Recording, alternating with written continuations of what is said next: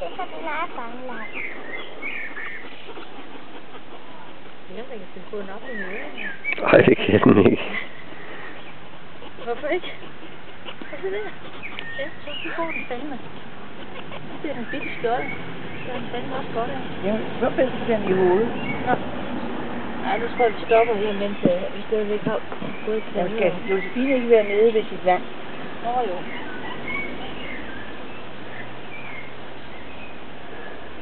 Så vi flytter hende til den bid i hendes læg. Jeg kan godt forstå, hun gider den. Nej, det var Pladsen, der bid i... Nej, det var Josefine, der bid. Først startede Pladsen med at bide hende i kinden. Nå?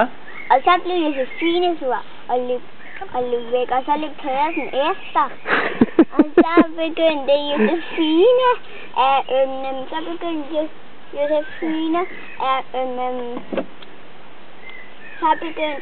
så begyndte Josefine at bide tilbage, så hun bid i Ja, det kan jeg da godt forstå. Man kan Josefine ikke hoppe over, som hun vil.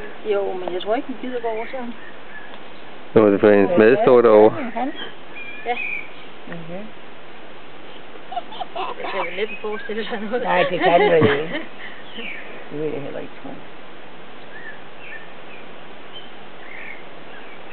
Den snuser jo bare. Ja, nu er padden helt slået ud. Det er den meget skuffet. Ja. Det er Berlinermuren. Ja, det er det. Jeg kan sidde der og kigge langt efter.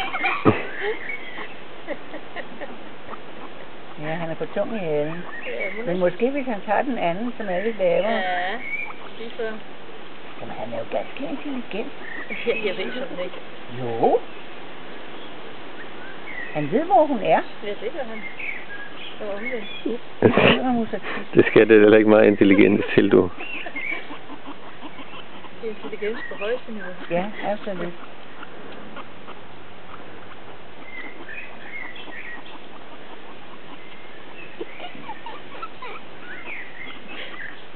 Det er godt at have en vagtpost på, ikke også?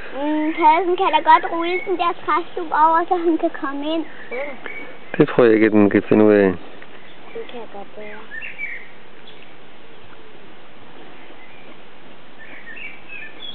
Det er meget interessant skuespil.